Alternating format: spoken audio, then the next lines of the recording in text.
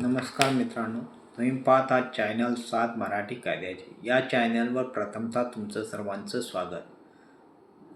आज आपण पाहणार आहोत एक सर्वोच्च न्यायालयाने न्यायनिर्णय दिलेला आहे. तो न्यायनिर्णय आहे जे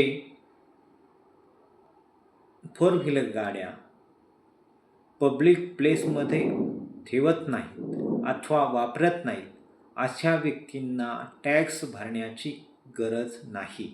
अशा अनुषंगाने सर्वोच्च न्यायालयाने एक निकाल दिलेला आहे. मित्रांनो, जे व्यक्ती त्यांना मिळालेली की फोर व्हीलर अथवा जी वाहनं आहेत ती वाहनं आपल्या स्वतःच्या पार्किंगमध्ये पार्क केलेली असतात. अशावेळी जे वाहने पब्लिक प्लेसमध्ये यूज होत नाही, पब्लिक प्लेसचा वापर केला जात नाही, अशा वाहनांना जो मोटार टॅक्स असतो, रोड टॅक्स असतो आणि इन्शुरन्स टॅक्स असतो हे भरण्याची गरज नाही, असा महत्त्वपूर्ण निकाल सर्वोच्च न्यायालयानं दिलेला आहे.